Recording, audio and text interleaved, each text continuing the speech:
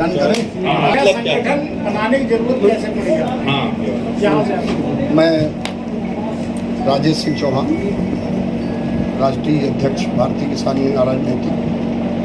देखिए, हम 33 साल महात्मा टिकैत जी के साथ कंधे से कंधा मिलाकर पूरे मन तन धन से किसानों की लड़ाई लड़ता रहा और हम उस पाठशाला के विद्यार्थी थे जहाँ राजनीति का कोई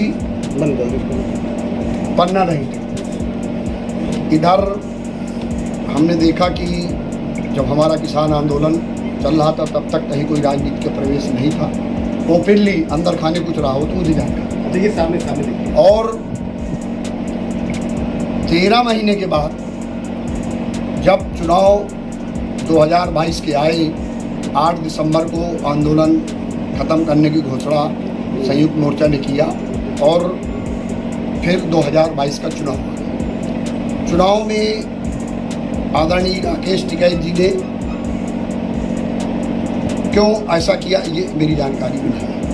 उन्होंने एक दल का सपोर्ट करना शुरू किया और एक दल का विरोध शुरू किया और पूरे प्रदेश में घूम मंडल वाइज उन्होंने बीसी की कि भारतीय जनता पार्टी को आप वोट नहीं देना।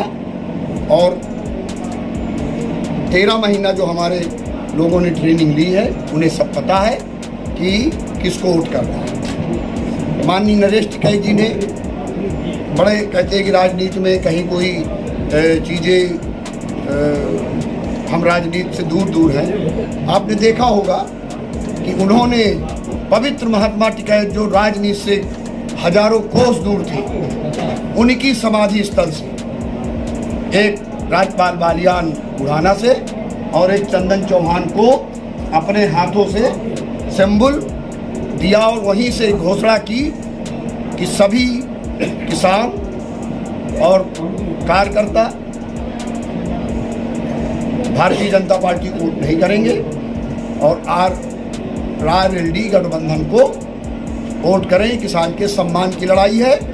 तो इस बात को लेकर के मैंने 2-3 दिन बाद माननीय राकेश टिकैत जी को फ़ोन भी किया कि भाई साहब ये निर्णय महात्मा टिकैत जी के सिद्धांत और असूल और विचार के विपरीत है।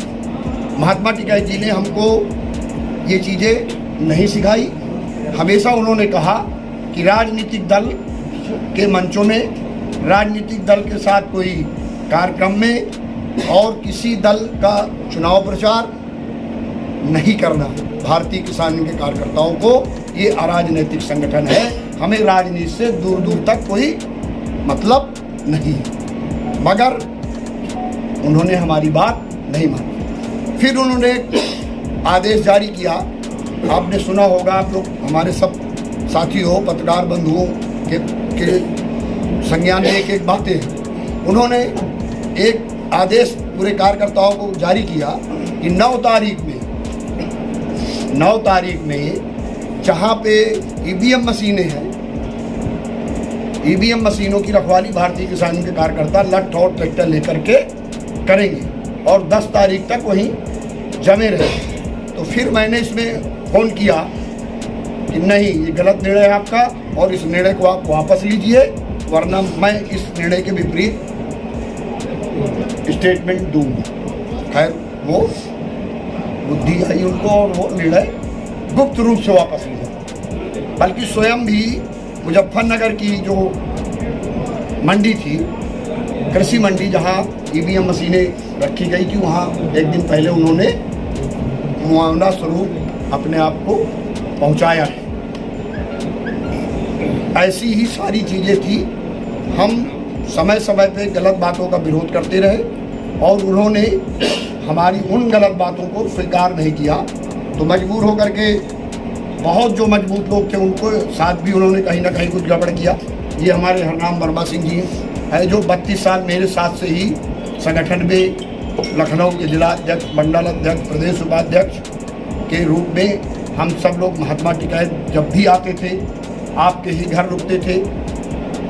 सब लोगों ने इस बात का कहीं ना कहीं, जितने पुराने लोग थे, इस बात का विरोध किए। क्यों उसका विरोध राकेश टिकैत और नरेश टिकैत कर रहे थे। विरोध था महात्मा टिकैत के सिद्धांतों को बेचने का, किसी दल विशेष का समर्थन करना और किसी दल विशेष के लिए वोट के लिए मना करना, ये चीज़ें संगठन के विपरीत है।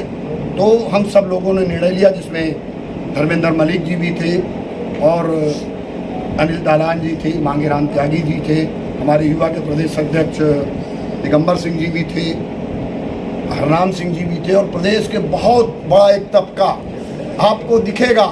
आपके जनपद फतेहपुर का नाम देश और विश्व पटल में गया है और मैं आपको विश्वास दिलाता हूँ कि एक दिन केवल एक ही सिस्टम के लोग उनके पास बचेंगे, बाकी सारा सिस्टम आपके फतेहपुर के पास होगा। और इन तमाम मुद्दों को लेकर के हमने गठन किया।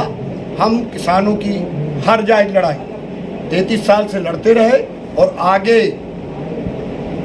आखिरी खून के बूंद तक हम देश के किसानों की लड़ाई लड़ते रहेंगे। आज हमारे पास ऑफर है गुजरात, महाराष्ट्र, हरियाणा, पंजाब, मध्य प्रदेश, झारखंड, उत्तराखंड, हर जगह से हमारे पास हमारे प्रदेश अध्यक्ष होंगे। हम बहुत जल्द दिल्ली में प्रेस करेंगे और पूरे देश में गठन है और पूरे प्रदेश के लोग, देश के लोग कहीं ना कहीं आपके बेटे को, आपके भाई को स्वीकार भी कर रहे हैं पूरे देश में। आपने देखा इस समय Rakesh Tikait and company Samajwadi party का समर्थन कर रही थी, ये सार्वजनिक बयान उस समय आपका क्यों नहीं आया? उस समय आपने नया संगठन क्यों नहीं? मैंने उनको फोन पे बताया। ये काम एक बहुत बड़ा काम था। आपका सवाल बहुत सही और जायज है।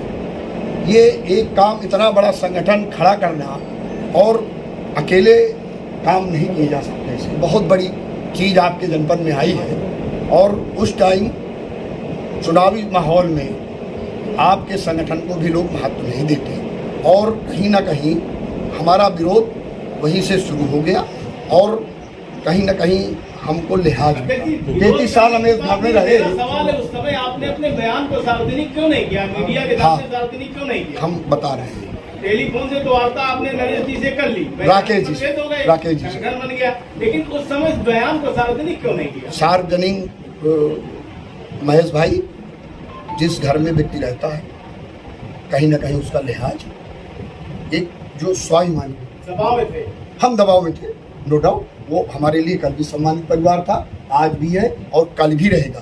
मगर उनके कारनामों की वजह से मुझे इतना बड़ा निर्णय लेना पड़ा और 1 महीने से निरंतर हम लोग मंथन करते रहे और चूंकि एक बड़े सिस्टम को, एक बड़े समुदाय की लड़ाई लड़ना था, उसमें हमको तो अपने जैसे तमाम महायोद्धाओं की आवश्यकता थी।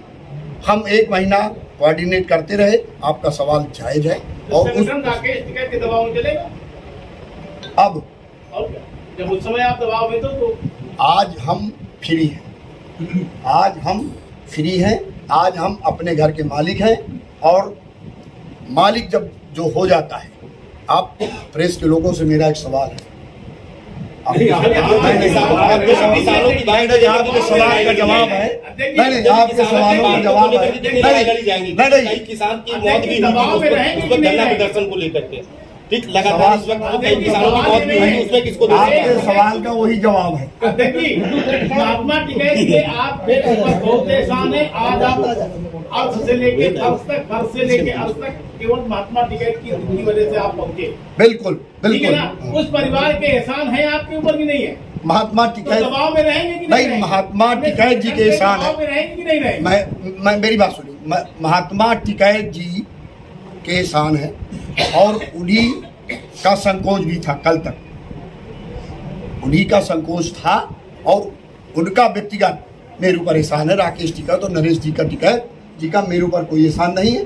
कहीं ना कहीं हमने उनको नहीं, बिल्कुल दबाव नहीं रहेगा। अब आप जब स्वयं ये प्रेस अलग चलाने लगेंगे तो शायद आपके ऊपर का दबाव खत्म हो जाएगा। आप देखिए, एक सवाल, बिजली बिल का जो मामला है, क्या मामला है पूरा? जो कार्यालय का बिजली बिल का वहाँ बकाया मामला है लखनऊ का, वो आपके नाम पे शायद बिजली बिल वो है। अब मतलब बड़े शर्म की बात है कि कार्यालय भारतीय किसान यूनियन का है कार्यालय भारतीय किसान यूनियन का है और बिजली का बिल मेरे ऊपर बकाया बता रहे हैं, बहुत सही जवाब है आपका।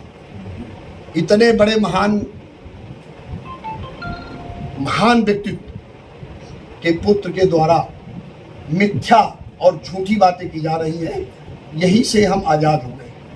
उन्होंने एक चीज कही, आज एक बड़ा खुलासा करने जा रहे हैं, सुन लीजिए। उन्होंने कहा कि कुछ लोग टिकट चाहते थे। मैंने न्यूज़ 24 से भी मानस जी से मेरी उस दिन बात हुई लखनऊ में। मैंने कहा, और आप सब हमारे सम्मानित हैं, मैंने कहा उनका एक बेटा है और मेरे 2 बेटे हैं। जो धर्म स्थल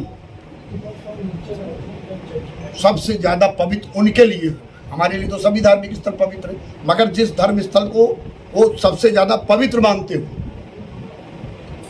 उस धार्मिक स्थल पे अपने बेटे को ले लें, एक को, और 2 में अपने को ले लूँ, और दोनों लोग बाँव पकड़ लें, पूरे देश की मीडिया हो जाए। कभी भी राकेश टिकैत से विधानसभा चुनाव के लिए राजेश चौहान ने कहा ही नहीं, और इससे बड़ा चैलेंज मैं कर नहीं सकता। बेटे मेरी पूंजी है, अब इससे बड़ी बात तो मैं कह रही हूँ। उन्होंने मिथ्या आरोप लगाया। देखिए बिजली बिल अगर बिजली आपके नाम से लगा तो आपको जानकारी तो होगी कि बिजली आपके नाम से नहीं, मुझे तो जानकारी भी नहीं थी कि कार्यालय मेरे नाम है। मुझे तो मीडिया से जानकारी हुई। जब उन्होंने कहा तो मैंने भेजा, कल अपने प्रदेश अध्यक्ष जी को मैंने संपत्ति विभाग के कार्यालय भेजा, खैर दुर्भाग्य से मंगल को भेजा, कार्यालय बंद था, कि भाई ये कार्यालय मेरे नाम कब से आ गया। कितना बकाया होगा बिजली बिल? उसमें जोड़ गांठ करके हमको लगता 1.5-2 करोड़, 4 करोड़ नहीं 1.5-2